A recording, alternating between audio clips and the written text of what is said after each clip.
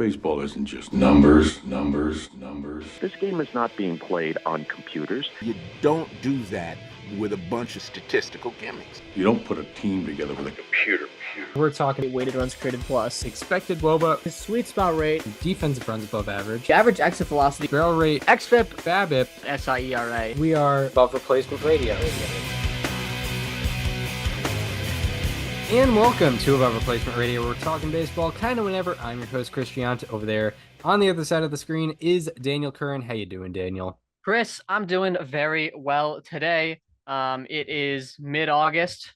We have 6 weeks left in the regular season. We're quickly going down to the the final stretch here. We got a couple of division races to talk about. One that could be wrapping up, one that seems like it's going to be a dogfight to the finish. Yeah, absolutely. And in some cases, it's, a team was underperforming for a while and, they're finally, coming to performing like, we expected them to perform, or at least some version of that. And then in another case, kind of a team that was overperforming for the first half of the year and I think came down to earth a little bit. But first, we will talk about the Houston Astros, who have won 10 of their last 11 to improve to a 67-56 record, I believe now. 67-56 record. They are now, the Mariners won today, so they didn't add any deficit between them and the Mariners, but I believe they're 4 games up on the Mariners right now. What have you been seeing from Houston over the past couple weeks? Yeah, so the Houston Astros are 10-1 in their last 11 games, and it's been a mixture of things. The offense has a 137 weighted runs created plus over the span as a whole, but really it's been the pitching. The pitching has been pretty much the best in Major League Baseball. A 2.47 ERA, that's the second best in the league. A 2.86 FIP, that is the best in the league. 2.6 pitcher FWAR, the next best in the majors is 1.9. They've been comfortably on top of things in the pitching department, and it's been a mixture of both the starting rotation and the back end of the bullpen. Hunter Brown has made himself look like a legitimate top of the rotation arm.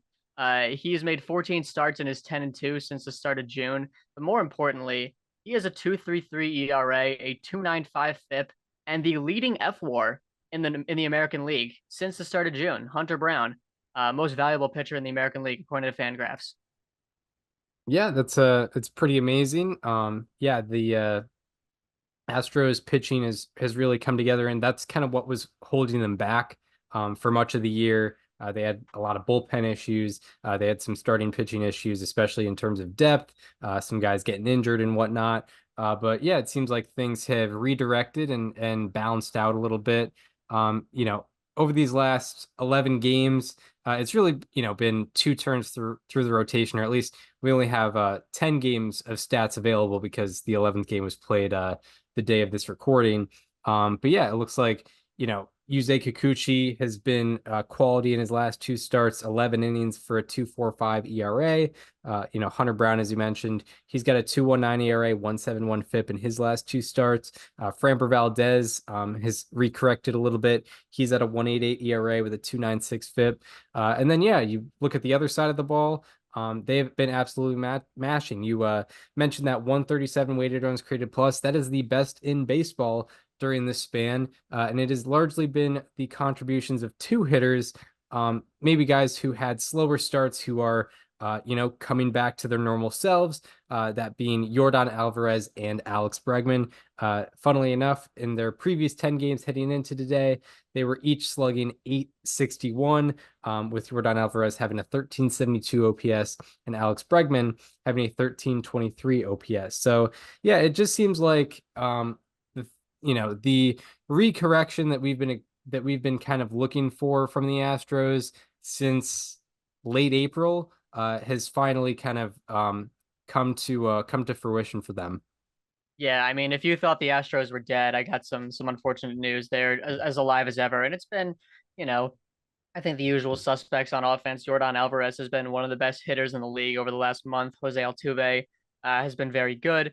I do want to kind of go more into the pitching. Not only has Hunter Brown been dealing, but Ronel Blanco hasn't given up a home run in his last 2 starts. He has a 227 FIP. Framber Valdez pitched very well today against the White Sox. Kikuchi's been good for them. Spencer Arrighetti, has been kind of the default de facto 5 pitcher for this team. He's been there the whole season, so credit to him for staying healthy and giving him the innings. And he's gotten roughed up by the home run ball lately, but in his last 2 starts, a 12.79 strikeouts per nine, a 2.13 walks per nine, a 30.6% K rate minus walk rate, good for tied for 7th with Tarek Skubal since August 6th. The home run per nine, or the home run per nine is like 2.45. The home run to fly ball ratio is 23%. So you like that to go down, but the xFIP 3.08. Yeah, there we go. There we go. So xFIP, the xFIP signifies that yeah, maybe his home run to fly ball ratio is a little bit inflated, maybe a couple fly balls just sneaking out of there, and the strikeouts and walks seem to be in a good place, which are usually strong indicators of future success. We talk about FIP as being one of the stronger indicators of future success, but xFIP kind of dilutes it even more or simplifies it even more. Strikeouts and walks, if you're good in that department, and you're not giving up a whole lot of fly balls, you should normally be in good hands. So yeah, it seems like Arrighetti kind of has that formula down. Yeah, it's been certainly a very good couple weeks for the Astros. Their chances to win the division have gone from 48% before this little streak they've had here to now 83%. And yeah, it looks like what was the lowest point that it reached this season? that is a good question. I would have to imagine It was in like June, like mid-June. Yeah, June or May, somewhere around there, because yeah, they were down. I mean, they've been 10 games down. Yeah, they've been 10 games below 500 a couple times, I think, this year. Yeah, they were when were they 10 games down? They were 10 games down on June 18th. That's more recently than I would have thought, to be honest. So yeah, let's take a look here. Playoff odds. June 18th, exactly 2 months ago, as of this recording. The Astros had an 11% chance to win the division exactly 2 months ago, and now they are at 83%. Is that as low as it got? That's what it was when they were 10 games back. Let me I'm find. not sure. I'm curious to see how low it got. I think the lowest it got 10.8% June 18th. Yeah. Yeah, that's as low as it seems... got. It's currently at 83%, like you mentioned. Yeah, for sure. It's been a very interesting turn of events for the Astros. And yeah, that same day, naturally for the Mariners, their odds to win the division were 86.3%. They are now down to 16.7%. Yeah, that is this according to Fangraphs, obviously. That's pretty wild. Yeah, the Astros have really taken over, and it's just kind of deja vu. And it's like, I don't know when it's gonna end. I don't know when another team is gonna take this crown in a full season. But it just seems like no matter where the Astros are at in the middle of the season, they'll find their way and claw their way to another division crown. Not saying that they've won it yet, but it seems... Yeah, I mean, the Mariners are only 4 games out. It's not an impossible mountain to climb. You're a Patriots fan, Chris, so I'm sure you've heard like this take plenty of times before over the last, like however many years. But like, yeah, people are trying to forecast like when the Astros downfall is truly going to happen. And like, I don't know when it's going to happen, but to me, it feels like when it ends, it's going to end, right? I mean, they've had a bottom of the barrel farm system for a while. They haven't really developed too many people since the Jeff Lunau era ended. And I could be completely wrong, but because I mean, in the example that I brought up, people were wrong for a while, but yeah, it does feel like whenever that end comes, it's going to come hard and fast, but it hasn't yet. Yeah, for sure. And I definitely like think the Astros downfall is way more realistic because, in the game of football, so much of your success relies on your quarterback. And, the Patriots always had their quarterback. They've Yeah. had him for 20 years exactly, and they had him as a starter for 18 of those years. So, even, there were years where Patriots would be have somewhat of a depleted roster, but you knew you had Tom Brady back there. Whereas, the Astros, you can have a great player, say, I don't know, Kyle Tucker sticks around, or Yordan Alvarez is supposed to stick around. He's not going to be he's it's not like, oh, as long as Alvarez is there, they're going to be a playoff team. And with baseball, you really have to build a team. Not that the Patriots didn't, but there's less of your success revolves around one player in baseball. So, yeah, I'm sure it'll happen. I know Bregman's going to leave at the end of this year, most likely, but, Hmm. Verlander obviously going to leave, but yeah, I don't know. I don't know when, but probably not this year. I was more comparing it to the concept of people being like, "Oh, it's gonna happen. Like this is it. It's gonna happen right now." Because that was a thing for the Patriots for a while, and it was a while before it actually did happen. But I feel like people have been like, especially this year, have been like, "All right, this is it for the Astros. This is the year." Last year they barely won the division. They still made it to the ALCS. They were one game away from the World Series, which is kind of on par with where they've been in the recent years. This year, it felt like there was a lot of people saying that early. Um, but just like 2005, they're back. Yes, they have risen from the grave, quite Yeah. literally. Um, yeah, it's been an interesting experience to see them. And yeah, it looks like the way they've been playing lately, I know, they just recently went to Fenway and swept the Red Sox. It felt like it was, 2019 all over again. Yeah, and They I mean were we're going right to Houston now too. So Yeah, for sure. It looks quite scary over there. But crazy how the Red Sox had to get the Astros now and not during the 2 months where they were awful. yeah, that's unfortunate. That's some That's unfortunate. real tough. The Yankees got them nice and early. That's true. Yeah. They first four games of the year. Yeah, and then Um, again in like May. yeah, exactly. Yeah, that's some unfortunate BABIPery right there. Yeah, Um, the league once again, striking down upon the Red Sox. yeah, of course. But yeah, anything more on They the played Astros? the Angels twice before the Trout injury happened. Yeah, that's not great. Yeah, but they're Yeah, still I mean trudging through, I guess. it's clear, what the script writers are doing here. Yeah, for sure. I don't know what it is. John Henry was gonna spend more money, but then the script writers, they were like, no, you can't be doing that. Um, They saw that Heim Bloom was getting ready to sign Shohei, and the scriptwriters were like, "Nope, you're going to St. Louis." yeah, exactly. But yeah, anything more on Houston? I mean, it feels weird to call the division a lock at this point, but I mean, the 83% division odds speak for themselves.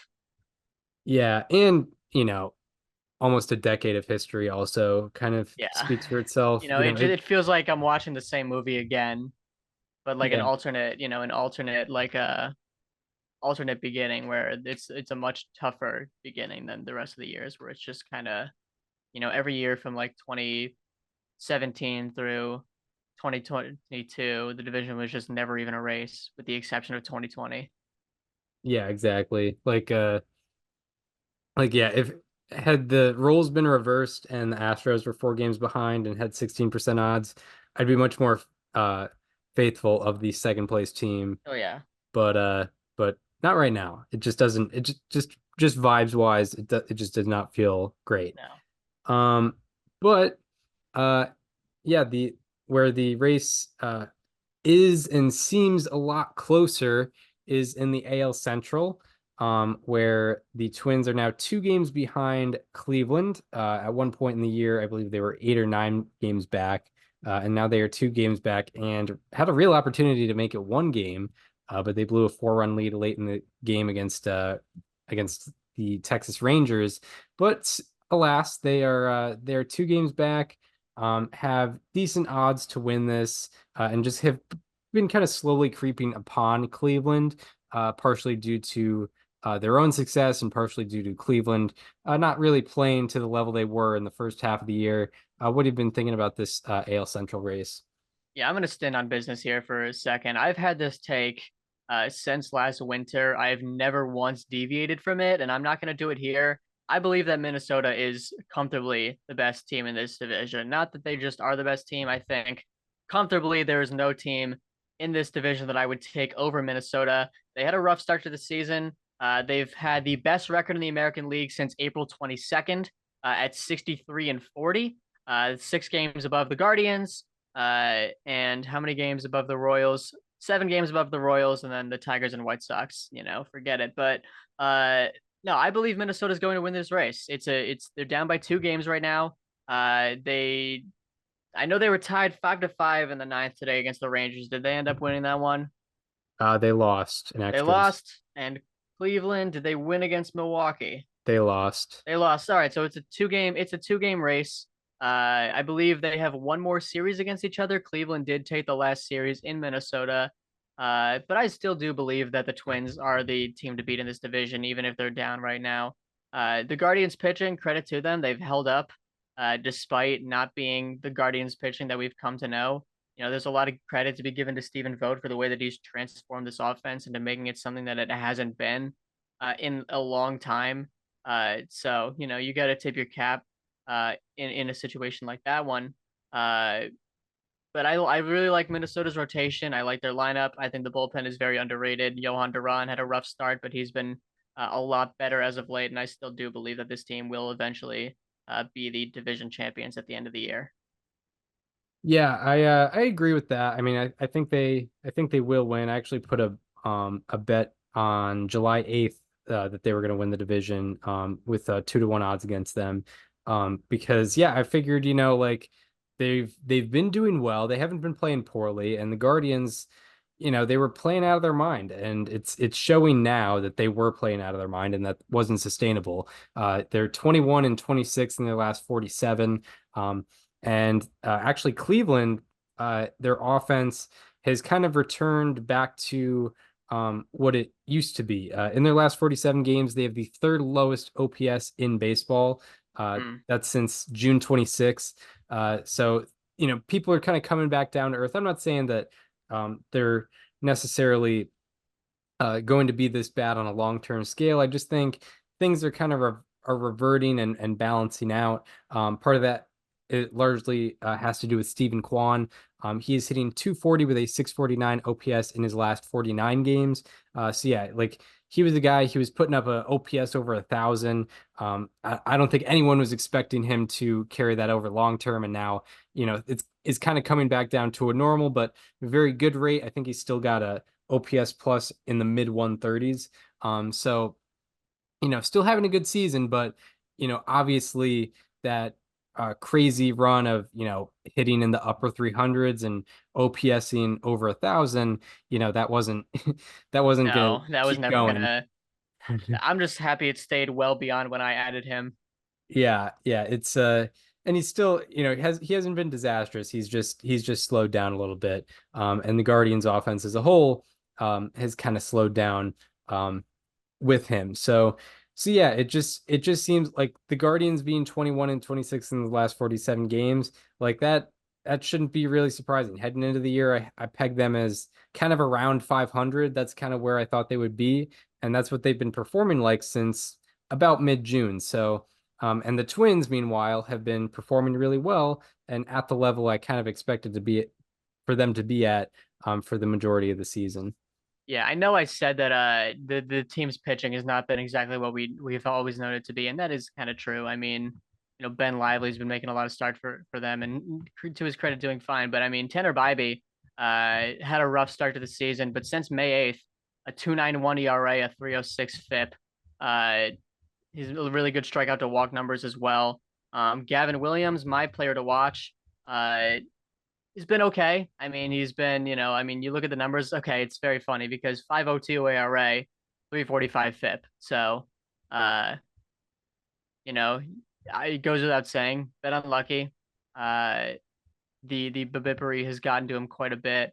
But I mean, if you look at his last, six starts, it's kind of the same: 5.65 ERA, 3.59 FIP. The strikeout to walk numbers have been there. He's a fly ball pitcher, so the home runs have obviously been a bit rough for him, but he's had the strikeout to walk numbers. Yeah, 38 walks, 9 strikeouts in his last six. yeah, for sure, for sure. Did I just say 38 walks, 9 strikeouts? I'm not sure, but You either know what I way, mean. You know I what I think mean. I think we know. Yeah, I think we know what you Yeah, mean. I that would don't be think insane. that would actually be pretty That would impressive. be who was that one minor league pitcher I in the forget his Braves name. system that's like 17 I forget his name, but that had I know, like an impossibly high walks per nine? I know who you're thinking of. But Yeah, yeah, I with don't remember his Minnesota, name. I will say some, I guess, hope for Cleveland um in a, I guess, darker way. The Twins have recently put a lot of different players on their injured list. Mm-hmm. Some significant players, most notably Byron Buxton. Byron Buxton was absolutely killing it, and unfortunately, um, what's been unfortunately a common theme in his career, he is, going on the IL in the middle of his hot streak. Carlos Correa has been on the IL for a little bit now, even while the Twins have been doing well. So that's someone, the Twins don't have, and might not have for the near future. Joe Ryan hit the IL pretty recently as well. You could argue he's been their best starter in their rotation this year with a 3.45 FIP this year. And yeah, and Royce Lewis has been kind of back and forth on the IL too, so you never really know what the deal is, going to be with him. So when we're looking at, when we're talking about the Twins and how they're kind of creeping up and they've been doing really well, that's probably a little bit of a healthier version of the Twins um than maybe what they're putting out right now. So maybe this version of the Twins isn't a complete reflection of what they will be in the future. I could be wrong about that, but considering, they have potentially their best pitcher on the IL, potentially their best position player on the IL, or two best position players on the IL, not the best. So I guess that could be potential hope for Cleveland, that the Twins will not be playing at this level for the coming weeks. Yeah. And I will say, I've been very in on Minnesota. I'll balance it out a little bit. I think the Twins had maybe the worst trade deadline of any contending team.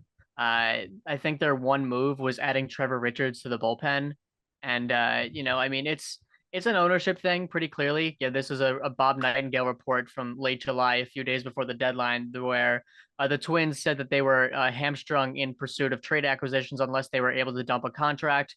These comments came after they had already dumped $35 million from the previous year's payroll. That to me doesn't show that ownership is invested in winning, right? I mean, this is a team that I think you've got to add to, with division hopes, with playoff hopes. So that's obviously very difficult. They already had to lose guys like Sonny Gray last year. They already had to lose, a few others. But and they've still, been very good. I love how the rotation is kind of just a collection of guys with like very good strikeout to walk numbers that just kind of give up a lot of home runs. So I mean, that's definitely, I think that's the X factor for this team is, can their pitchers control the ball staying in the yard? Because if they can, I think there's no better rotation in baseball. I'll go that far. Yeah, yeah, absolutely. Absolutely. Yeah, I mean, very low walk rates from everybody in that rotation, it seems. Yeah, I Hmm. mean, Joe Ryan at 1.5 walks per nine, Pablo Lopez at sub 2 walks per nine, at least heading into today. Bailey Ober at 2.3 walks per nine. Yeah, I mean, they control the baseball pretty well. Um, Have you seen Zebby Matthews minor league numbers? no, I've not. So Zebby Matthews, they just called up last week. He started the year in high A at age 24 and rose through every single level and then got to the majors. Between high A, double A, and triple A this year, he pitched 97 innings, had 114 strikeouts, and 7 walks. That's insane. a 10.6 strikeouts per nine, 0.6 walks per nine. He also had 0.6 home runs per nine as well. Naturally, 5 innings pitched, 5 hits, or five, excuse me, 5 innings pitched. Well, actually, it was 5 hits, but 5 strikeouts, no walks, and a homer allowed in his debut. Yeah, that's True Minnesota Twins pitcher. that. The average Minnesota Twins pitcher starting pitcher outing. It's like 6 2/3. Yep. 3 earned runs, uh, 6 hits, 0 walks, 8 strikeouts. Yeah, yeah, and a home run, one Yeah, home run allowed, one or maybe two. potentially. Yes. Yeah. And we should mention the team that is 2 games behind Minnesota, which are the Kansas City Royals, who still don't feel real. They don't really feel. I'm still expecting them to be below 500 this year, but obviously they very much likely will not. There are 13 games above 500, or at least, or now 14 games above 500 now, I believe. And just swept Cincinnati. They're 4 games out. Of that top division spot. I mean, are they are they going to keep this? Do they have a shot at winning the division? At winning the division, I mean, like, I've doubted this team the entire way. I've been the number one, like, anti-Royals truther, which I've been very, very wrong about clearly this entire time. I mean, it's probably been I would say my most incorrect take this season was not being a Kansas City truther when many others were, with the, some of the offseason additions they made with guys like Lugo, guys like Waka, Hunter Renfro. But I mean, they've stuck with it. They've been there the whole season.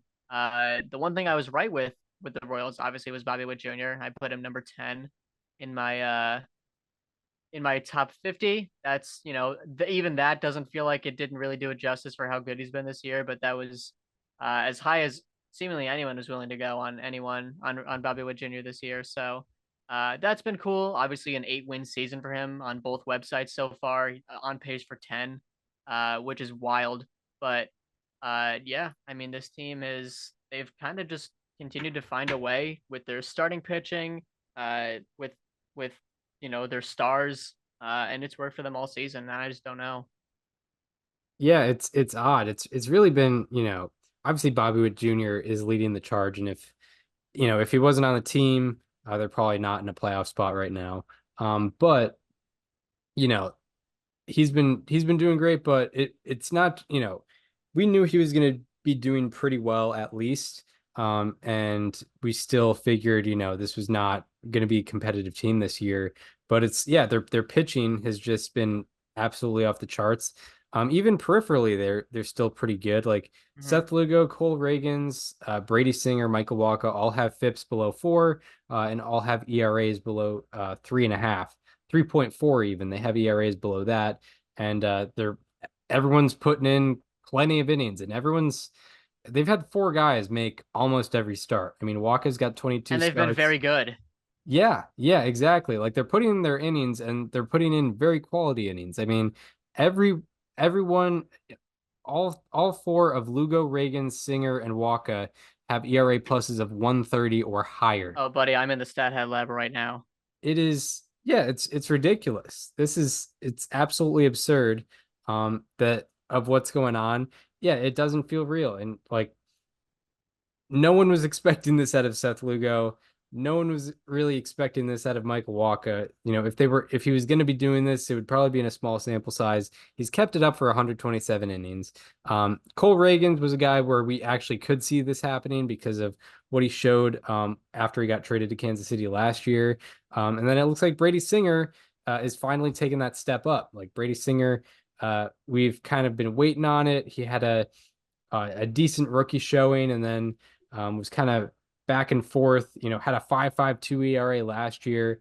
And now it seems like he's kind of, forming his positive identity as a starting pitcher in this league, which is very cool to see. But yeah, it's just been weird how, something we talked about with other people was, everything had to come together in order for the Royals to be even a somewhat decent team. And I think that's just what happened.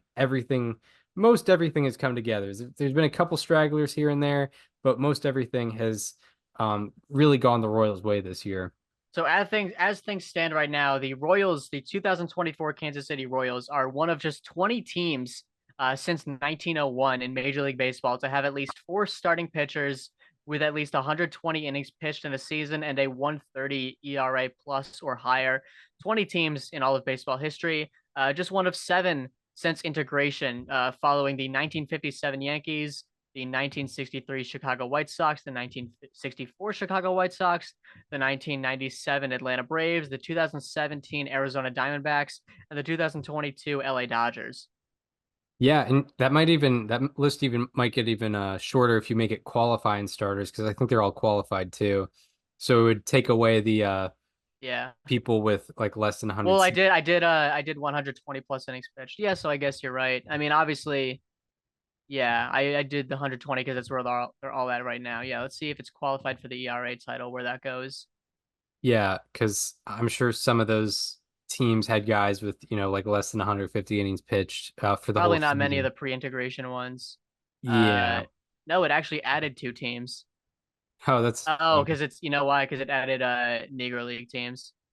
oh yeah, that's Yeah. that's fair. Yeah, Um, you weren't pitching 100. Well, we weren't recording 120 innings. You probably were, but yeah, you were probably unfortunately we don't throwing have those on about record. 450 innings. Yeah.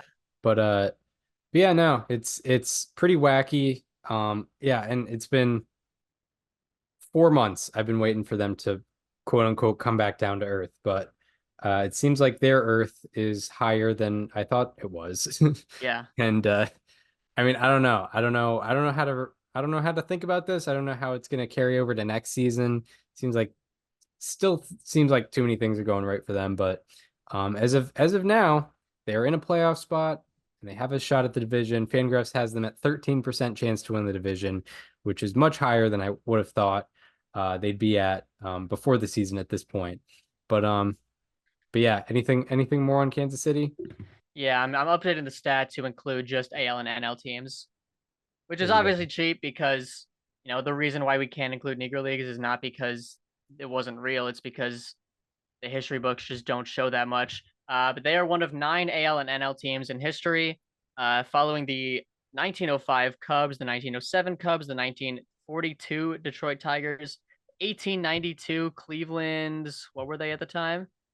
The Cleveland Spiders. Spiders. Okay, they were the Spiders at the time. Here we go. 1896 Cincinnati Reds. Or sorry, then never mind. The 1909 Philadelphia A's, the 1912 New York Giants, the 1927 Yankees, the 1997 Braves, and then the 2024 Royals. Excuse me. Those are the 9. Don't include the 1896 Reds. They're not there. They only had 3. Dang. Yeah. The Unfortunate. 1905 Cubs, by the way, they had 6. They had Yeah. 6. That's insane.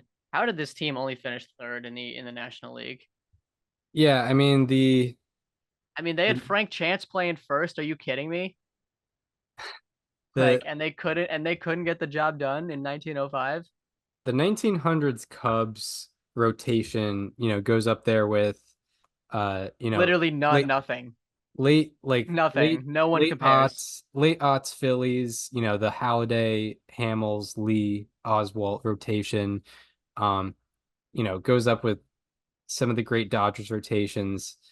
It's like the 1906 Cubs, I think, might have the ERA plus record or something like that.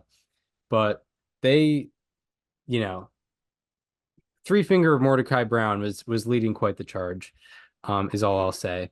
But yeah, How anything. uh how left out do you think Big Jeff Pfeffer felt only throwing 101 innings that season with a 250 ERA and a 119 ERA plus?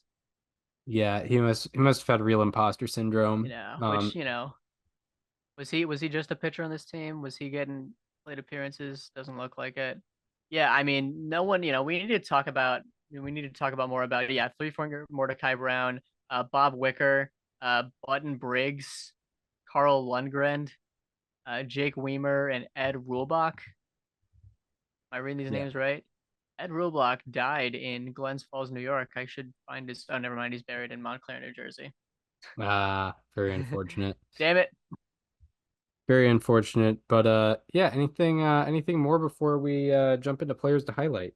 Yeah, I mean, I'm glad we transitioned from AL Central race to the mid 1900s Cubs. I mean, it's only natural in my opinion. Yeah. I think in every conversation there is some sort of route to like the 1906 Cubs. I mean, I mean, maybe the best Cubs team ever, and they didn't even win the World Series. No. Yeah. Won 116 games and then lost to the White Something Sox. about that 116 number. It's a curse. It is, yeah, it is a curse. If you Yeah. if you want to do it right, you got to get 114. You got to Yeah. stop there. Yeah. Yeah. Do not go beyond there. Yeah. Outside of that is dangerous territory, obviously. But yeah, so now we will go to players highlights, starting with the lows, so we end with the Yes. highs. Starting with our Sunday, August 18, 2024 edition of Slightly Alarming Statistics. He's been barreling up the ball way less. He's not missing bats. He's not getting the ball on the ground, and people are hitting it in the air more. It's been so bad. He is getting a Slightly alarming. Yeah, so for my slightly alarming today, I feel bad because I was going to use a guy from this team for how about that, but I ended up going with someone else. Instead, ended up going with a guy from this team for slightly alarming. I'm talking about this is a talk of shame because this was a player to watch of mine. I'm talking about Logan O'Hoppe because he has been struggling for the Angels as of late. Since August 2nd, Logan O'Hoppe is slashing 067, 177, 133 for a 310 OPS, a -9 weighted runs created plus, and -0.5 FWAR.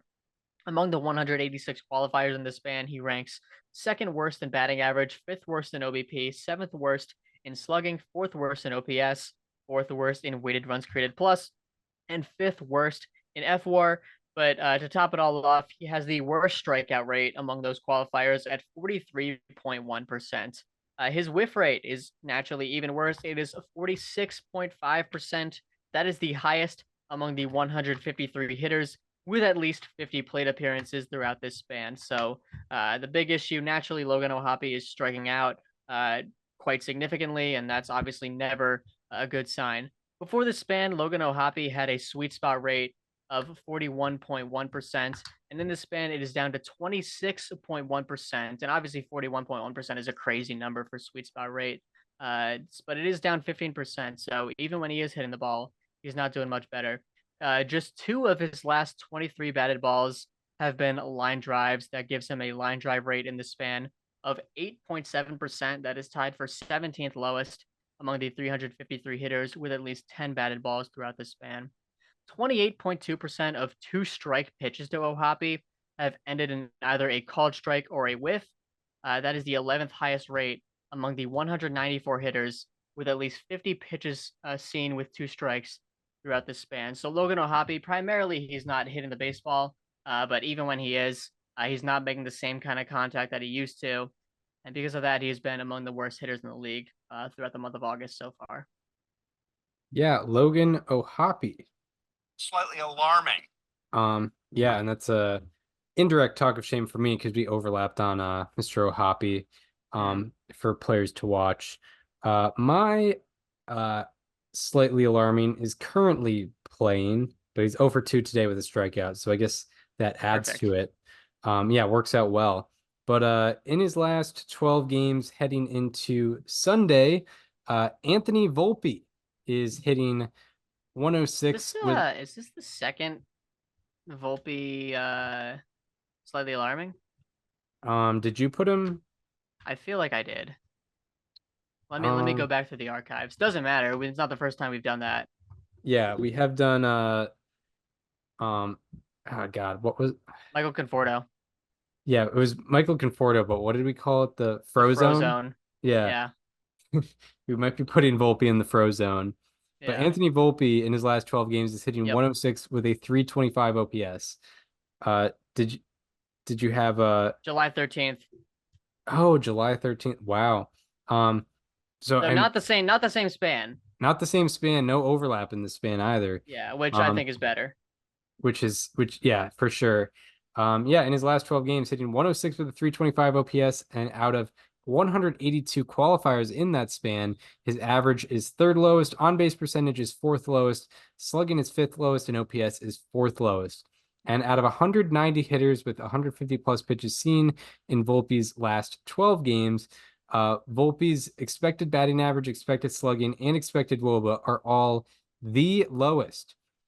His strikeout rate has gone from 21% before the span to 33% in this span, and his whiff rate has gone from 22% to 36%. And out of 190 hitters, his whiff rate is 14th highest. So obviously, him not making contact is a large contributor of his offensive struggles as of late.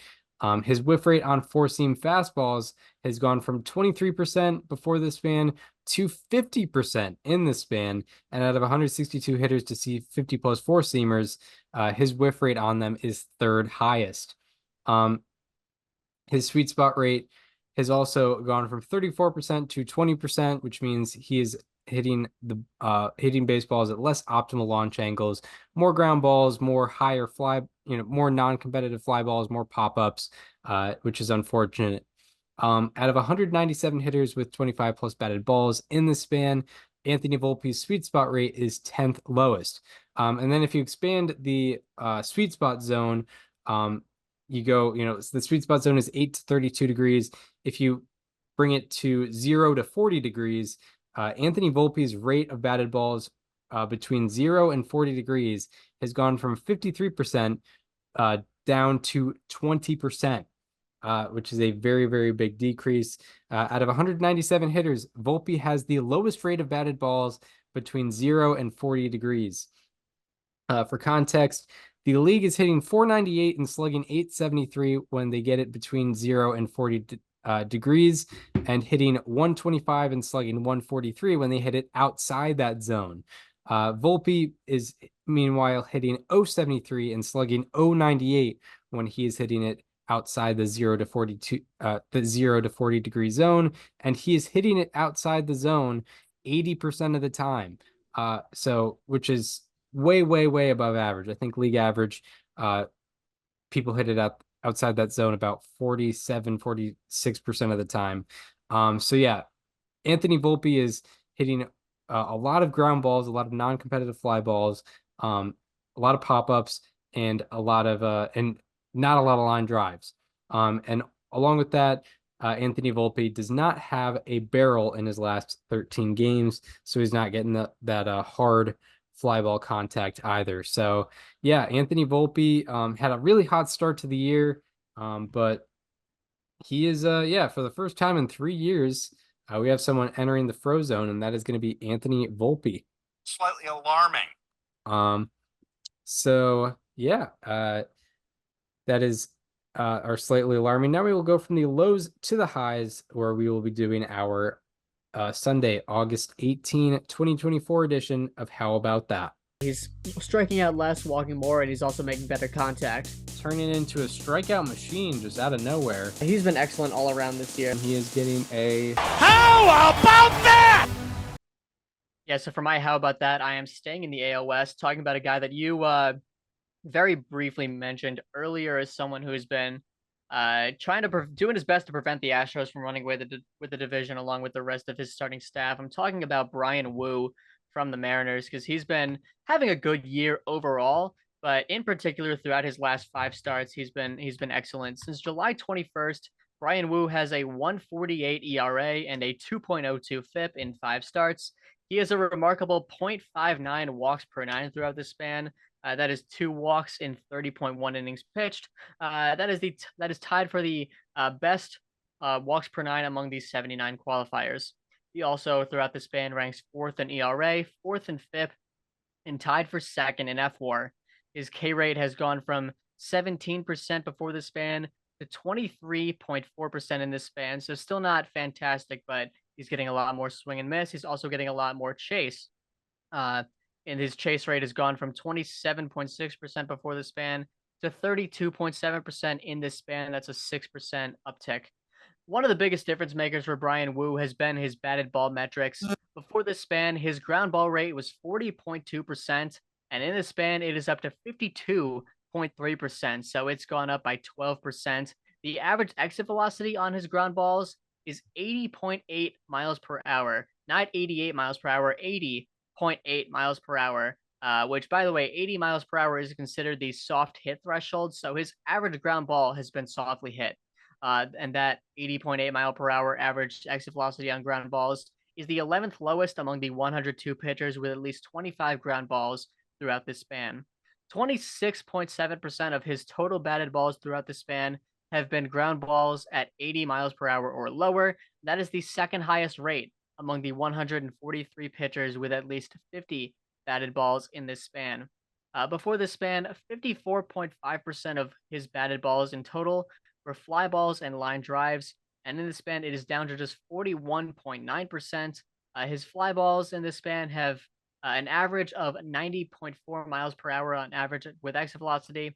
That is the 14th lowest among the 65 pitchers with at least 20 fly balls in this span. Because of this, he has allowed 1 home run on 22 fly balls, and it was an absolute moonshot to Yordan Alvarez. Nothing to be ashamed of there. Brian Wu's sweet spot percent throughout this span is also 22.1%. That is the third lowest on the aforementioned list of 143. So Brian Wu has been an excellent pitcher for the Mariners, in a team that already has a lot of tremendous starting pitching, and he's been right there with the rest of them. And for that reason, he is getting a how about that. Yeah, Brian Wu. How about that? Yeah, been excellent. 1.48 ERA in that span. Lots of soft contact is the method he's doing. He's not striking the world out, but he's throwing a lot of strikes and getting a lot of soft contact. My how about that is someone who probably I don't think he'll be eligible for how about that next year, and he's barely eligible now, but I figure I get him while his stock is somewhat low enough. But I'm talking about Jackson Merrill, who was, I don't think, talked about that much in the Rookie of the Year race heading into this year. I think that a lot of the talk was obviously Yamamoto, Skeens, Imanaga a little bit, but Merrill was not really talked about too much. But he has emerged as a top candidate this year as one of the Padres' 8 billion shortstops who is playing center field this year.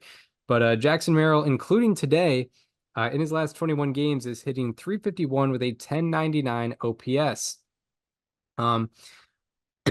Excuse me. Out of 178 qualifiers in his 20-game span heading into Sunday, his average ranks 9th, slugging ranks 6th, and OPS ranks 8th. Out of 142 hitters with 300-plus pitches seen in the span, his expected batting average ranks 6th, expected slugging ranks 6th, and expected WOBA ranks 8th. So actual stats and expected stats are fairly similar in terms of where it stands compared to the rest of the league. Part of his increase in offense production has had to do with an increase in fly ball rate. His fly ball rate has gone from 30% before the span to 38% in the span. Out of 149 hitters with 50-plus batted balls, his fly ball rate is 15th highest. Also, his rate of batted balls being pulled fly balls has gone from 5% to 14%, nearly tripled in terms of batted balls that are pulled fly balls. And also his rate of fly balls being pulled has gone from 18% before the span to 36% in this span. So he is pulling among the fly balls, he is pulling at double the rate he was before his most recent 20-game span. Also, he is hitting his fly balls harder. His average exit velocity on fly balls has gone from 92.5 miles per hour to 96.4 miles per hour. And largely because of that, his barrel rate has gone from 8% before the span to 20% in the span. And out of 149 hitters, Jackson Merrill's barrel rate is 6th highest. And then for some historical context, Jackson Merrill is the 4th player aged 21 or younger to have a 20-game span with 6-plus doubles, 5-plus home runs, and 4-plus triples. The other 3 are Justin Upton, Ken Keltner of the 1938 Phillies, and Ted Williams. Wow. And I mean, we're also talking about Ken Keltner. Like, that's some company. that's, I mean, major company for sure. Yeah. And Jackson Merrill and Justin Upton are the only to have those parameters along with 3 or more stolen bases. So if you want to make it a 5 filter stat, um, then there you go. So yeah, Jackson Merrill has been a large part of the Padres' hot streak. And yeah, looking to be a strong rookie of the year candidate. He's getting an A. How about that? Yeah, going back to like June, it felt like I had never seen Jackson Merrill pull a ball. Like, I've watched a lot of Padres games this year. It felt like I never saw him pull a ball until around that time with that year span started. But now it feels like it's all he does. Yeah. To go a little bit behind the curtain, I think when I picked him out, I was like looking at his pulled fly ball numbers, and I think in April it was at like 7%, like Yeah. 7% of fly balls being pulled. It was ridiculous, and he's fixed that. He's adjusted to, and he's reaping the rewards. I mean, he's been one of the best players in baseball over the last 2 Yeah. months. Speaking of which, did you see that James Wood had his first career pulled fly ball today? Yes, I saw that Foolish Bailey tweet. Yes, Yeah. it's pretty humorous. And it was still to like right center. It wasn't down the line whatsoever. I mean, it was crushed. It was crushed, but like it Yeah. it was a few feet away Yeah, from being no, like straight away. Savant is very weird with how they determine like pulled straight away. Like, they might just label that one straight away because it actually might have been to center enough. Yeah, Like, indeed. the straightaway zone is very, very accepting. It is because I think we don't realize, like, if you truly divide the outfield into thirds, straight away is like the pulled straightaway line is a little Yeah. bit more blurred than we think. It's a little bit more aggressively placed. Yes. But yeah, that does it for players to highlight, and we will get into the last segment, which is Yes, we baseball will. savant trivia. Yeah, so it was my turn this week to prepare something. This is the part of the show that one person has prepared the most and one person has not prepared at all. Yeah. And today we are doing another round of fly ball trivia, but this one is a little bit different. So the game that we've been playing for fly ball trivia in the past has been I show Chris a chart of the ballparks in which a fly ball is or is not a home run, and from there he has to guess where it was hit. We're kind of reverse engineering the game today. I'm going to show you a fly ball that was hit at some point this season that was either out in at least 25 ballparks or no more than 5 ballparks, and you're going to Hmm. guess what the outliers are. Okay. All right. Yeah. This Yeah. one, now I will say this game is going to be very difficult. I was going through it today and like I will say having a hard time. So I'm going to tell you how many ballparks, and I'm going to give you the average exit velocity, the launch angle, and the hit distance on all of the hits because I think this one's going to be pretty tough. Okay. Yeah. Sounds good. Sounds So good. whenever you want to give me Oh yeah. screen sharing abilities, we will start with the first fly ball. Yeah. I think I'm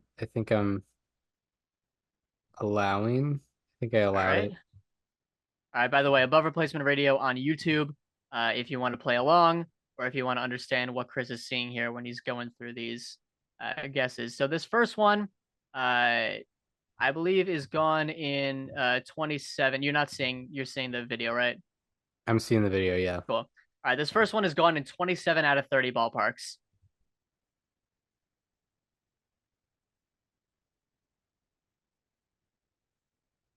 Down the right field. Yeah, down right field. 27 out of 30. So there's Yes. 3 ballparks in which this Mm-hmm. is not out. Yeah, and it's 92.2 miles per hour, 24 degrees, 370 feet. 370 feet. So I'm gonna say Fenway's 1. It seems down the line enough, or it seems out of the line enough to where it hits that 380 mark, because I know Fenway goes out to 380. I'm gonna say Fenway's 1. Um, Angel Stadium is oddly deep down the right field line. So I think it might be there too. Um part of me thinks part of me thinks Colorado, but um Colorado, it's a kind of limiting factor is it's the height of its wall, and this was hit very high. So I'm not sure about Colorado there. Um, but Fenway and Angel Stadium stick out for me. I'm trying to think of any of the other odd ballparks. Like it'll get out of all the standard ballparks, like the Toronto shaped ballparks, and you know, it'll get out of Dod. Well, obviously it got out of Dodger Stadium, but I would say every one of these, like the result will be the majority. So you'll automatically be able to cross one out every time. yeah, Like I'm never gonna show you one where it's like, oh, this one's out at two ballparks, and the one I show you it gets out. right, right. That'd be Um, cheap. so yeah, it could be Wrigley. Wrigley has that weird jut out on both ends of the ballpark. However, it does have a shallow fence, so if it's traveling 370, I'm not sure. Um, I'm not sure if it's gonna keep it in the stadium. Um, I could be blanking on one, but just because it was the first three I thought of, I'm gonna say it's not out at it's not out at Fenway, Coors, and Angel Stadium. Chris, what do you have? What do you have on your screen right now? Um, well, I just have Hernandez paused right now. Excellent. You went 3 for 3. Woo! Way to Yeah, go. what a job. Yeah, you nailed it. Fenway, Colorado, and Angel Stadium. That's good. That's good start to the game here. Yeah, so heck of a start to the game. Yeah, 3 for 3, very impressive. This next one is gone in 4 out of 30 ballparks. So this is a tough one, or not? Well, I guess it is a tough one, but it's a reverse. Very gets out in very few places. Indeed, indeed. It's a fly ball left center. So yeah, deep gap, obviously not gone in the trop. But it's So that one was 94.8 miles per hour, 31 degrees, 381 feet. 381 feet. Yeah, gone in 4 out of 30 ballparks. I have to say, I think Chicago, I think the Cub or Wrigley Field is an obvious one. That's the first one that comes to mind because they have the smaller gaps. Um, then the other three, the other three is going to be tough because I feel like I know I know what places have where it's short down the line or long down the line, but sometimes the gaps surprise me. Like I didn't realize how short the Wrigley Field gaps were until like last year when I started looking at those home run and blank out of blank ballparks. So yeah, this is definitely going to be a tougher one for me. Um, so yeah, Wrigley's my first one.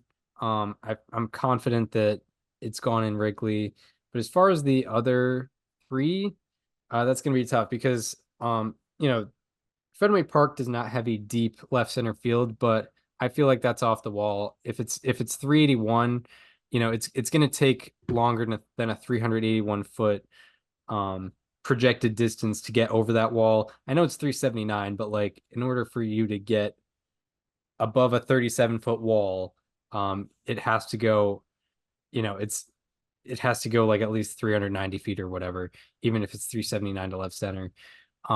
Just by the basic math of it. So it's probably not going to be Fenway. I'm trying to think of shallow places in uh in left center fields. That's a tough question. So it's not obviously not Yankee Stadium. I'm not thinking Citi Field. Uh I'm pretty sure the Braves have a deep left center field. Like Arizona. Hmm. Dodger Stadium. It might get out in Dodger Stadium. I know they have a shallow center field. I'm not sure how deep their left center field is, but I feel like it's not that deep. So Dodger Stadium for me is probably going to be a candidate. Um, Trying to think of short ballparks. Probably. I feel like Great American. I have to guess because I don't think Great American is really deep anywhere. So that's going to be a candidate for me, unless I think of more than four. But so far I'm thinking Wrigley, possibly Dodger Stadium, somewhat confidently Great American Ballpark. Um, Pittsburgh feels like it could be shallow in left center field, but I'm not sure. Um, I don't think that's out in St. Louis. I'm just going through the list of teams in my head. Um, I don't think what else is in the central? I don't think it's, I mean, going back to the east, I don't think it's out in Miami. Um, Miami has pretty standard dimensions. I don't think they're really outliers in much. Um, uh, Citizens Bank, it's not out. I feel like they have a deeper left center field. Um, I feel like it just goes on forever there. Uh, yeah, this is tough. This is definitely tough. Um, it's probably out of the Crawford box range in Houston, so I don't think it's Houston. Um, even though I don't know, it's still a little shallower out. It still might be a little bit shallower out in left center field. I don't know. I don't think it's out in Texas. Uh, Not out at T-Mobile. Um, T-Mobile. What else is out in the AL West? Um, Not out at the Coliseum because they have those weird walls and everything. Um, yeah, I feel like the AL Central stadiums for the most part are it's not going to be out in. I feel like they're pretty deep everywhere. Unless I'm not thinking of one in particular. Um, Definitely. Well, I don't know. I don't think it's out in Baltimore, but it could be at that weird intersection between Baltimore and left center. So I'm just gonna say for my own mental health that Dodger Stadium is one of these places. So that I have three. I just have to think of the other one. You have Um, four. yeah, because I have It's four Rig out of 30. well, I have Wrigley, I have Great American, and I have Dodger Stadium. Oh, I thought you were going with Baltimore. Um, Never mind. yeah, but Baltimore could be one. I feel like Houston possibly. Uh, Toronto, I feel like they made things deeper and taller. It's probably not them. Uh, yeah, in terms of just shallow, I'll say Pittsburgh is one of them too. So I'll go final answer is Wrigley Field, PNC Park, Dodger Stadium, and Great American Ballpark. So you went 2 for 4 on this one. All right. Do you think you know the two you got right? I definitely think I got Wrigley right. And then my second guess would be Great American. So you did get Wrigley right. The second one you got right was Dodger Stadium. Interesting. It does get out at Cincinnati, I guess. The two that we were looking for were American Family Field in Milwaukee and City Field in Queens. They have that Milwaukee. they have that Party City deck out there. Oh yeah, and they like made that shorter kind of recently, right? I feel like they Not did. necessarily recently, but like 2000, I don't know. It was deep for like the first couple years of City Field. It was probably like 2011 or so. Yeah, and they have one of the shorter fences, I feel like, in the league, so I guess Yeah. that makes a decent amount of sense. All right, so fly ball number 3 is next. This one is out in 26 out of 30. So yeah, looking for the four that it's not out in. I have to screen share. Oh, uh, I got it. okay. We're in Miami. Former slightly alarming, and how about that? Jake Berger hits one to deep left center. So yeah, it's left center again, but it's more center than left this time around. So this one is, like I mentioned, 26 out of 30. It was 106.7 off the bat, 31 degrees, 416 projected distance. So this was a shot. but it doesn't get out in 4 ballparks apparently. Yeah. Could you potentially rewind to where it to like when it kind of lands? Yes. Um, yeah, okay. So it's slightly adjacent of dead center. Um, which makes me curious. For some reason I thought of Arizona because I feel like they have a flat center field that just stays pretty deep. Um, and you said it went 416. Yeah. So yeah, it's got to be a big ballpark or got to have a big center field wall. And uh, if it was to the right field side instead of left field side, I'd say Fenway because Fenway obviously goes 420 toward that triangle, but when you bring it to left center field, it's a little bit shallower. So I think it's out at Fenway because even if it got caught up in the monster, I think it was high enough to clear that. Um, so I think Fenway's out of question. I think it's gone in Fenway. So yeah, I'm thinking Arizona. Um, Petco I was thinking of because they have that flat center field and deeper and it's deeper in like left center or like dead center adjacent than it is dead center. However, they have a short wall, so I think it would have cleared it. Um, so I'm thinking Arizona, I'm thinking Comerica too. Uh, if I had to guess, it doesn't get out in Comerica. I don't think it gets out in um Colorado, because they have a deep center field wall. Um,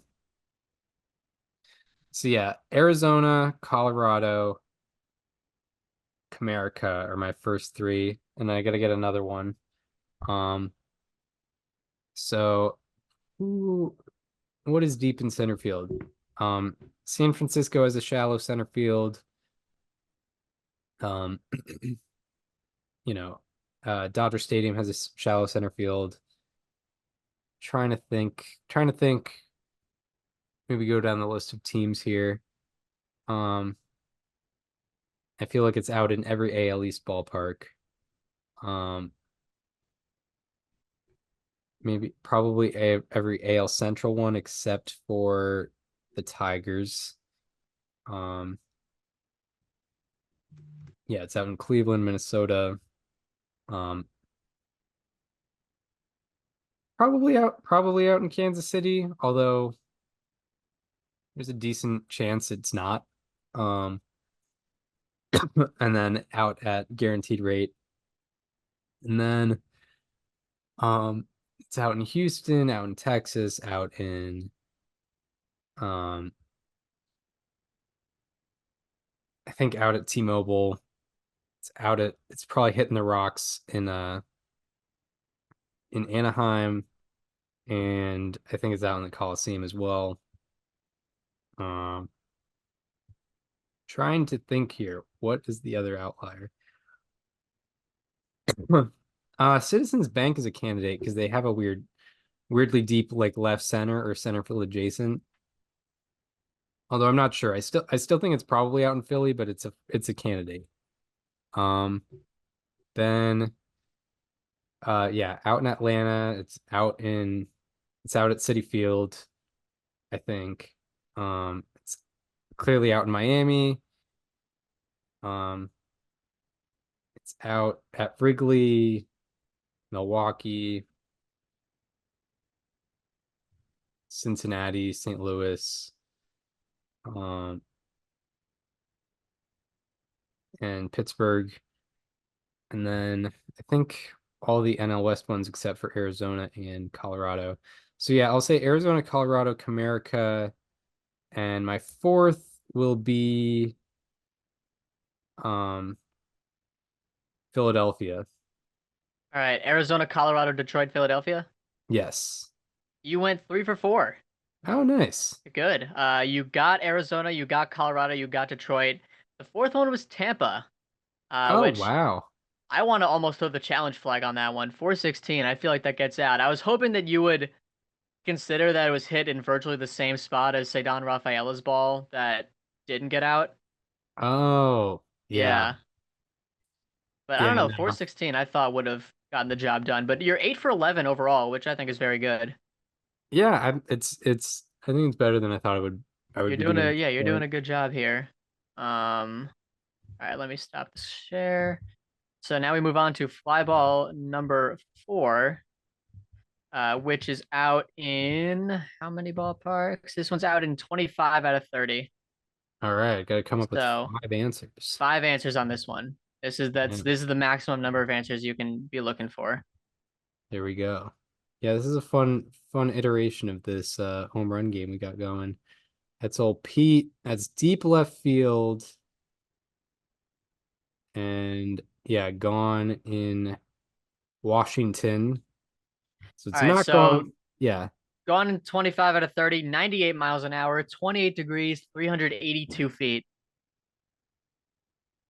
Sorry, what was the launch angle again? 28 degrees, So I think that clears the monster. And what was the projected distance again? 382. Yeah, I think that's clearing the monster. Um, so yeah, I think it's out at Fenway. So yeah, it was left field, but not necessarily down the line. I feel like my natural instinct was to go with Wrigley, but I think that's at least in the basket because the walls are just not short or just not large enough. Mm, that's a tough one. Part of me thinks Cleveland because they have a taller left field, and it's not very shallow either. Um, Cleveland, yeah, Cleveland's in my mind. Oh yeah, obviously Baltimore. Yeah, that doesn't even really need explanation. So Baltimore is the one I'm most sure about. Um, Wrigley, I'm not sure about, but I think is a good candidate for something like this. If you aren't watching on YouTube, it was a pull. It was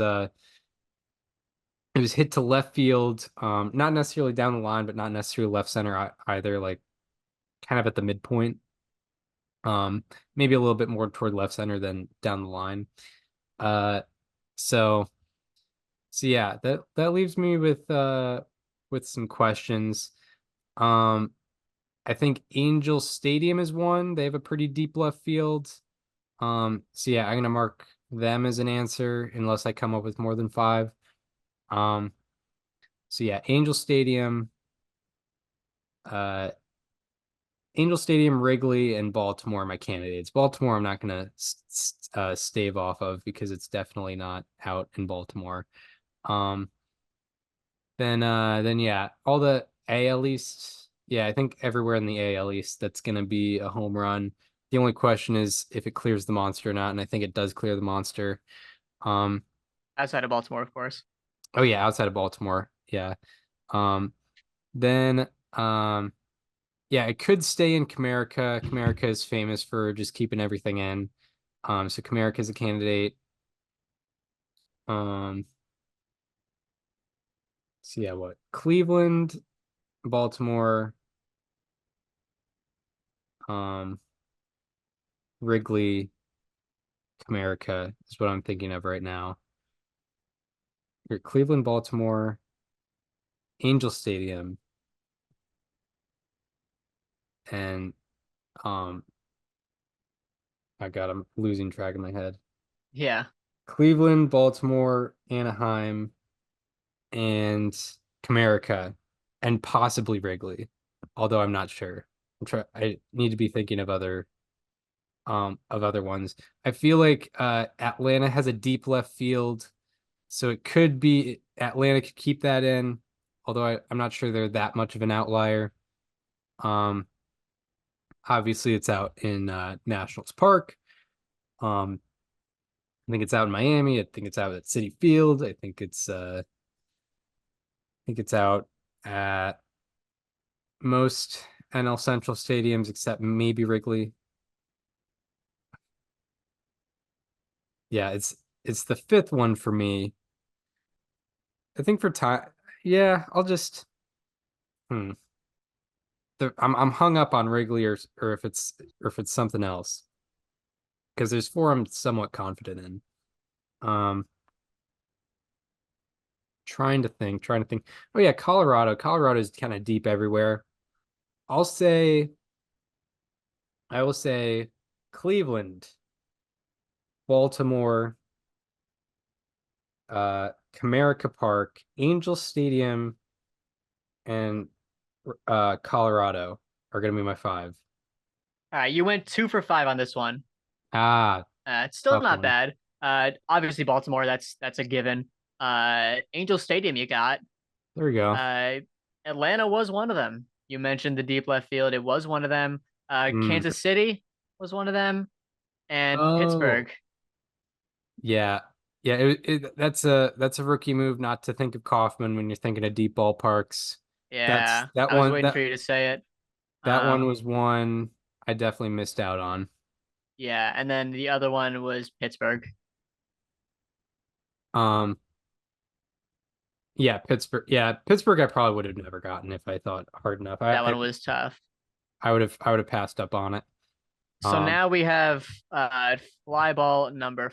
By the way, that was the last time you'll ever have to do 5 answers. okay, there we go. Yeah, I only put one of those in. This one is gone in 2 out of 30. Okay, this will be fun. Here we go.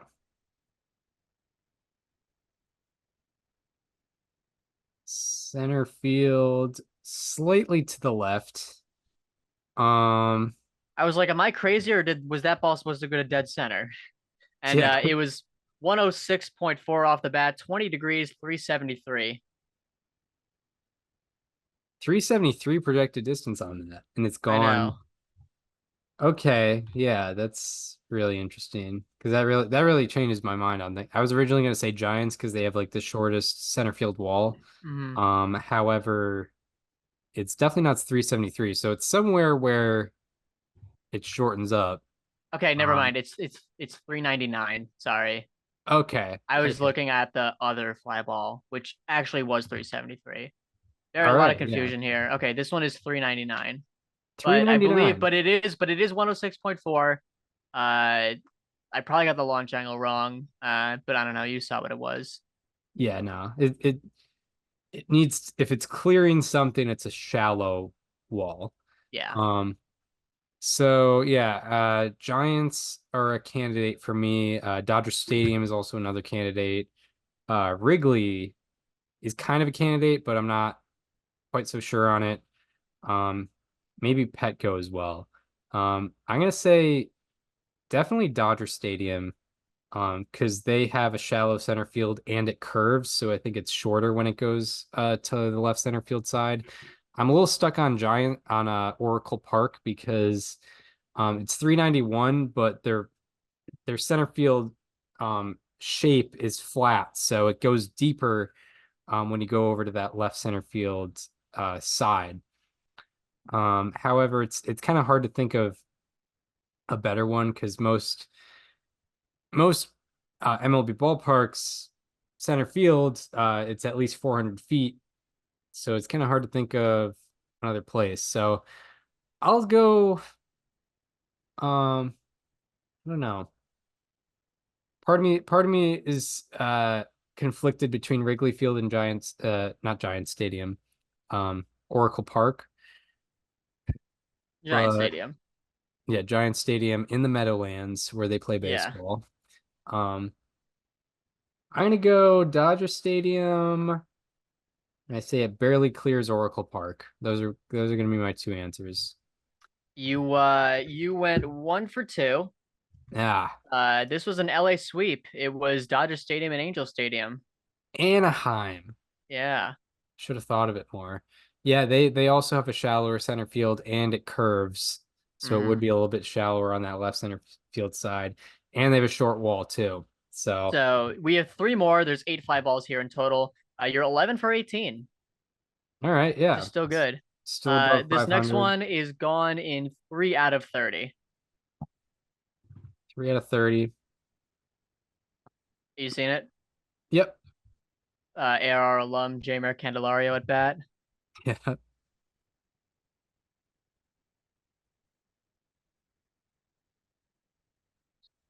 All right, that's a good clue though. Is you're showing me a Great American Ballpark one on one where it's Yeah, going that is not a in the good reveal. stadium. Not out of GABP. So immediately I'm thinking Fenway and Yankee Stadium, because it was high. Could you Yeah, read me? Yeah, we got 92.1, 28, 342. yeah, because it could maybe not clear the monster. Actually, yeah, Crawford boxes. So yeah, I'm going. I'm thinking Minute Maid. I'm thinking Yankee Stadium. Um, and maybe Tropicana too because of that shallow left field wall. So maybe I'm taking Fenway out of the equation here.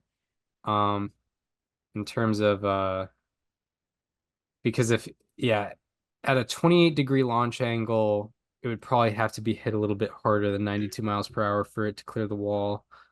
Um, so yeah, I'm gonna go with those answers. I'm not gonna go through the Overthink it. Rolodex of teams. I'm gonna go with Yankee Stadium, Minute Maid Park, and Tropicana Field. You went 1 for 3. 1 for 3 on that Ah, one. Some surprises in this one. You got Minute Maid. That was, I think, the clear one. That one gets out at Guaranteed Rate Field, oh and it wow. gets out at Petco, which surprised me. Yeah, I would not have put those two in consideration, so I'm glad I No, didn't mull over. I wouldn't have either. That one was tough. That one was tough because yeah, I would not have thought of either of those two. Um, but yeah, you are 12 for 21. We got two more. This one is out in 26 out of 30. All right.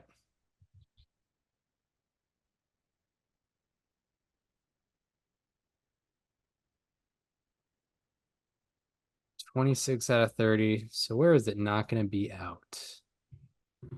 Um, Yeah. where will it not be out? Yeah, deep right center field. So I gotta think. Oracle Park is one of them. Um, I'm so yeah, Oracle Park. Um, it's a possibility it doesn't get out in Fenway, but I feel like it might clear. But Fenway Park is definitely a candidate. When I'm thinking about this, when I'm thinking about ballparks, I'm definitely not considering. It's like Wrigley and Yankee Stadium. They have pretty short right center field gaps. Also, Tropicana is out of the mix. Um, right center field. Thinking about a deep right center. Um, so um, probably Colorado as well. Um, so yeah, San Francisco, Colorado are the first two that I'm thinking of. Um, Arizona is also a possibility. Maybe I'm just thinking too much of NL West teams, but they have pretty deep areas of the ballpark. Um, so Arizona is a candidate, but I'm not sure. I'm more sure on Colorado and San Fran. San Fran is like the lock of this one. I'll be shocked if it's not one of these. Uh, yeah. Now I got to go through the Rolodex in my head. Um, Fenway's a candidate. Arizona is a candidate, but I'm more sure on Colorado and San Francisco. Uh, Comerica is a candidate as well. They have just deep areas of the ballpark also. And yeah, I feel like there is a sort of a jut out zone. I just don't know where it starts. I don't know if that ball crossed that barrier or not. But it's Comerica certainly a candidate. Um, Tigers just walked it off, by the way. Speaking of, oh, I guess I'm oh, behind. Yeah, I'm oh behind. no, I just spoiled it. No, so Well, it's well, not you like I weren't was gonna be watching. watching. I wasn't Yeah, watching anyway. I mean, Um, I got the at bat in play runs. Parker oh, Meadows nice. singles on a ground ball to leg. I mean, if you want to check if there's a challenge or anything, Yeah, yeah, for sure. Um, so yeah. What else are we thinking? It's something about the Yankees getting walked off by AL Central teams in neutral ballparks. There is something to that. There is something to that. Yeah, it's out in Minnesota. I think it's out at guaranteed rate. It's out in um it could stay in the Kansas City yards, but I feel like it's deeper and left on the left side than the right side. Um yeah, there's a lot of ones where I'm like iffy on, but not quite sure. I'm pretty sure on San Francisco and Colorado, but and somewhat sure on Comerica. So I think those are the three leading ones, and I gotta figure out what my last one is gonna be. What was the distance on that again? That one was, oh, I didn't share that with you. 102.1, 30 degrees, 401 feet. 401. So I think that's clear in Fenway. Um, yeah.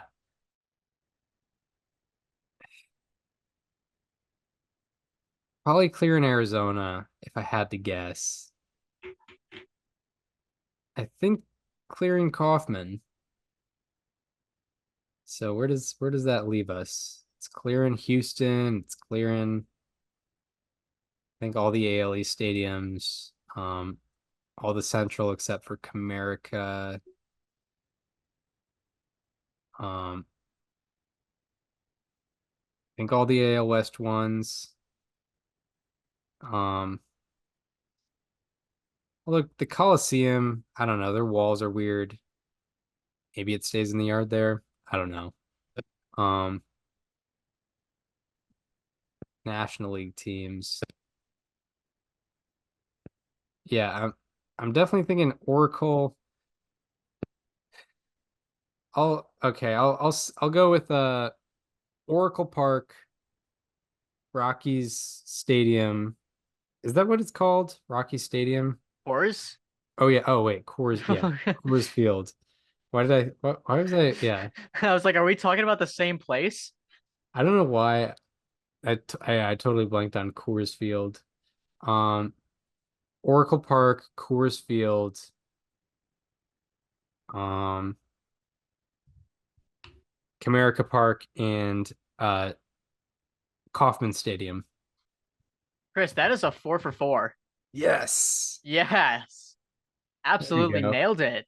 Yeah, Colorado, Detroit, Kansas City, San Francisco. Yeah, I don't know what to say. Like, you are putting on a masterclass right now.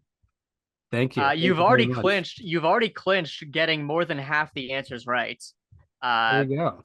you're 16 for 25. The next one is 3 for 30. 3 out of 30. It's the last one. So let's fire up fly ball number 8 here in the last 5 minutes of this Zoom meeting. Yeah, here we go. I don't mean to put you on a deadline here, but Zoom's doing it. That is, they tend to do that. All right, 3 out of 30. We're in Baltimore. Yeah, we're looking center field, but a little bit more toward the right side. So obviously it's not going in Baltimore. It's Yeah, 100.3, 25, 397. um 25 397. I think that's going to be out. I think it's going to be another LA sweep. I think it's out in Dodger Stadium and Angel Stadium. Um I feel like Oracle is holding that in. Um you said it was 397. Mm-hmm. Yeah, I feel like Oracle is going to hold that in. I think Petco is going to hold that in. Um Center field, but a little bit off to the right. So Dodger Stadium, Angel Stadium, and then the other one. Um,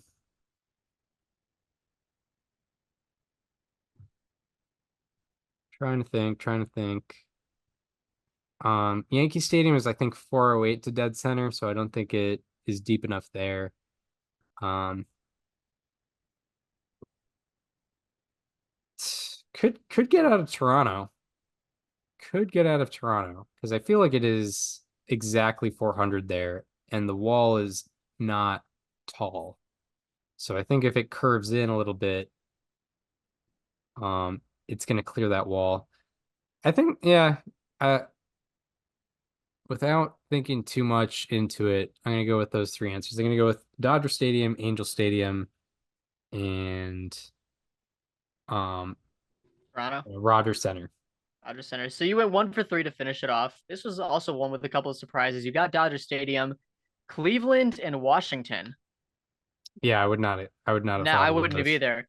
But 17 out of 28 is your final score. If I'm gonna do the math on my calculator real Below quick, 60, 60.7%. 60.7. So I did Yeah, hit 60. that's like There a we league go. leading hard hit rate. Yeah, for sure, for sure. Yeah. So yeah, I mean, heck of a performance. I think this was one to be proud of. Thank you. Yeah, That's no, probably better than I would have done because I went through this and was getting them wrong all over the place.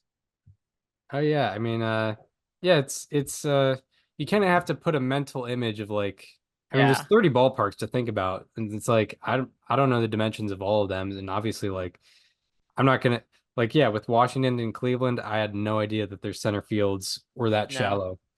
yeah, Um, no, so yeah, there's certainly some ones where you're like, oh wow, I forgot that thing about that one place. yeah. Um, but yeah, that was fun. I had a lot of fun doing that. All Um, right. all right, so yeah, that shall do it for Savant Trivia, and that shall do it for this installment of Above Replacement Radio, the 321st edition. We hope you enjoyed this one. If you were listening on Apple Podcasts or Spotify and want to watch the conversation as it happens or watch what those home runs or non-home runs looked like, go to the Above Replacement Radio YouTube channel. It is called Above Replacement Radio. Check out all the cool features on there, including our playlist of guest interviews, which include Jeff Passan, Sarah Langs, Mike Petriello, Chris Rose, Foolish Bailey, among others. And follow the show Instagram. It is called Above Replacement Radio for all the show needs. We hope you enjoyed this one, and we hope to see you next time, where we will be talking all the happenings in Major League Baseball once again. See you then. This conversation is over.